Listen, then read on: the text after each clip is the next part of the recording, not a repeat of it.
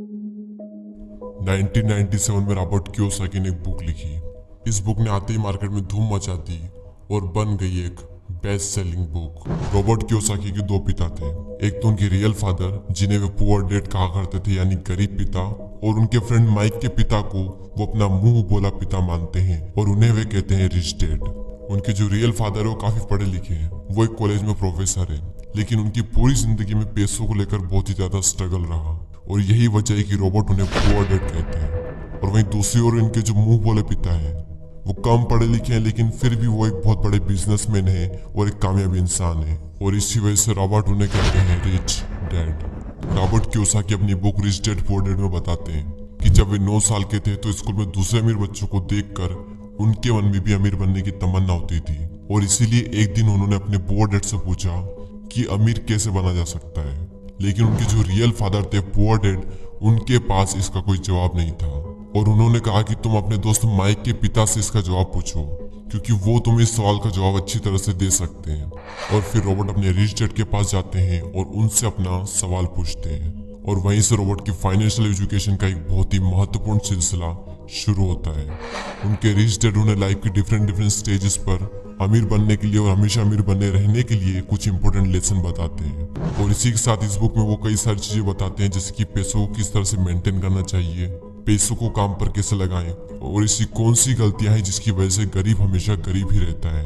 और इसके अलावा वो बताते हैं कि अगर गरीब इंसान भी इसमें बताई हुई बातों को फॉलो करे तो वो भी जल्दी से अमीर बन सकता है।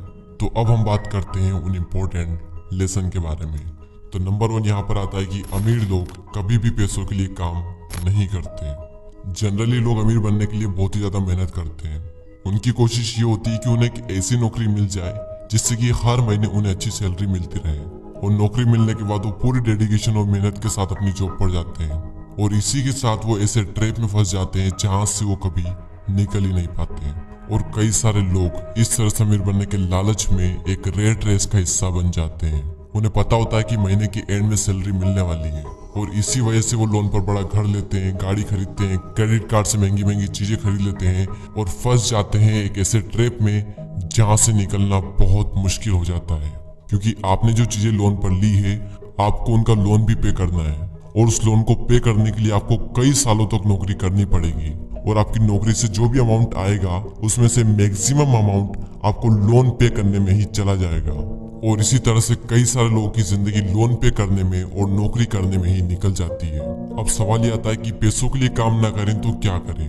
अमीर लोग जो होते हैं वो पैसों के लिए काम नहीं करते, वो कुछ ऐसा करते हैं जिसकी वजह से पैसा उनके लिए काम करता है। और वो क्या ऐसा करते हैं, इसका जवाब आपको आने वाले कुछ पॉइंट्स में मिल ही जाएगा। लेसन नंबर 2, लोगों को फाइनेंशियल एजुकेशन सिखाना क्यों जरूरी है। दूसरे लेसन में रिच डैड ये सिखाते हैं कि इंसान के लिए पैसों की समझ बहुत ही ज्यादा जरूरी है, लेकिन आमतौर पर दुनिया के हर देश में हर तरह की पढ़ाई होती है सिवाय फाइनेंशियल एजुकेशन के। ऐसा इसलिए क्योंकि एक सिस्टम बना हुआ है कि खूब पढ़ो, अच्छे नंबर लाओ और फिर एक अच्छी नौकरी करो। पर सच्चाई यह है कि किसी भी तरह की जॉब आपको कभी भी अमीर नहीं बना सकती। मान लीजिए कि कोई भी इंसान बहुत पढ़ लिख कर मेहनत करके डॉक्टर या इंजीनियर तो बन जाता है, लेकिन वो भी 9 to 5 की नौकरी के चक्रव्यूह में फंसकर रह जाता है, जैसा कि हमने फर्स्ट पॉइंट में बात की थी। और इसी 9 to 5 के चक्रव्यूह से बाहर निकलने के लिए रिच डैड ने एसेट्स और लायबिलिटीज के बारे में बताया है। एसेट्स उन चीजों को कहते हैं जो आपकी जेब में पैसा डालती है, और लायबिलिटीज उन सब चीजों को कहते हैं जो आपकी जेब से पैसा निकालती है। एग्जाम्पल के लिए अगर आपने अपने किसी घर को रेंट पर दिया है तो उसे हम कहते हैं एसेट्स, क्योंकि वो घर आपकी जेब में पैसा डाल रहा है। और वहीं दूसरी ओर अगर आप एक न्यू कार लोन पर लेते हैं तो उसे हम कहते हैं लायबिलिटीज, क्योंकि वो कार आपकी जेब से पैसे निकाल रही है। और अमीर बनने के लिए सबसे ज्यादा जरूरी चीज है कि आप एसेट्स खरीदें और लायबिलिटीज को जितना हो सके उतना कम करें।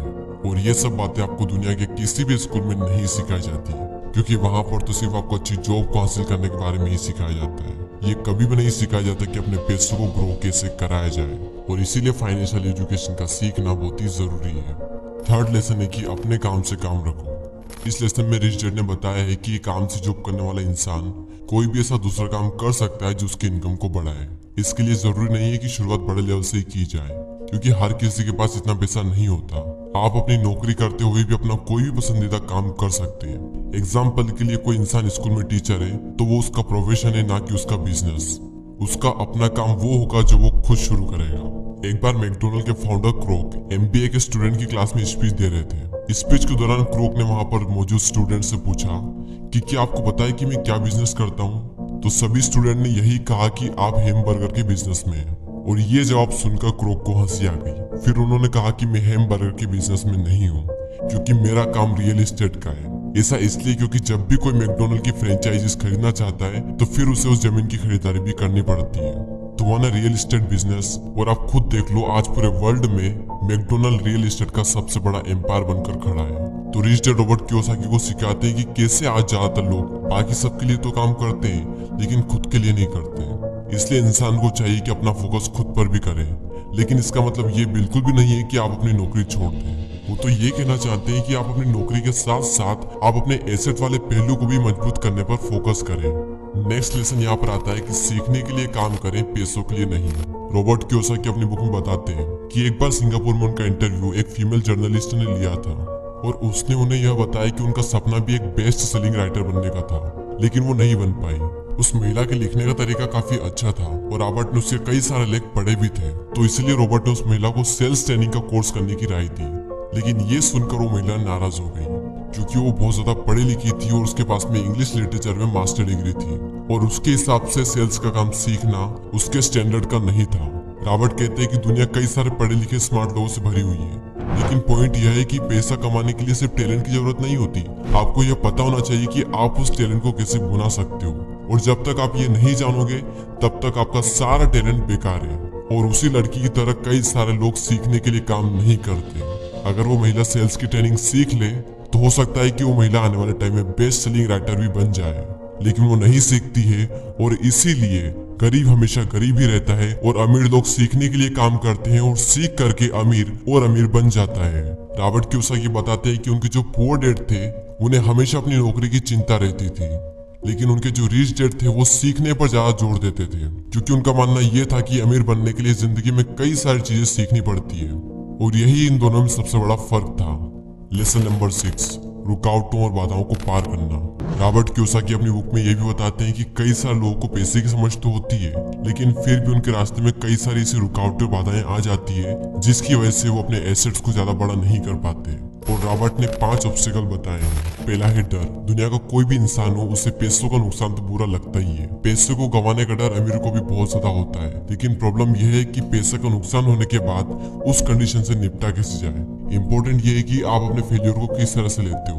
अमीर और गरीब के बीच में सबसे बड़ा फर्क यही होता है कि वो अपनी असफलता का मुकाबला किस तरह से करते हैं। सेकंड जो ऑब्स्टिकल है वो है डाउट। पैसे को इन्वेस्ट करते समय हम सबके मन में डाउट होता है जो कि हमें जाम कर देता है। हर किसी के मन में सवाल होता है कि अगर मैंने इन्वेस्ट किया हुआ पैसा डूब गया तो क्या होगा, अगर सब कुछ मेरे बनाए गए प्लान के हिसाब से ना हुआ तो। इस तरह के सवाल और डाउट से हम हमेशा डर जाते हैं और जिस भी काम को करने का सोचते हैं उसे शुरू ही नहीं कर पाते हैं, और इसी तरह से हजारों मौके हमारी आंखों के सामने से गुजर कर चले जाते हैं और हम देखते रह जाते हैं। तीसरा ऑब्स्टिकल है आलस, जो कि इंसान का सबसे बड़ा दुश्मन है और इंसान को कभी भी आगे नहीं बढ़ने देता।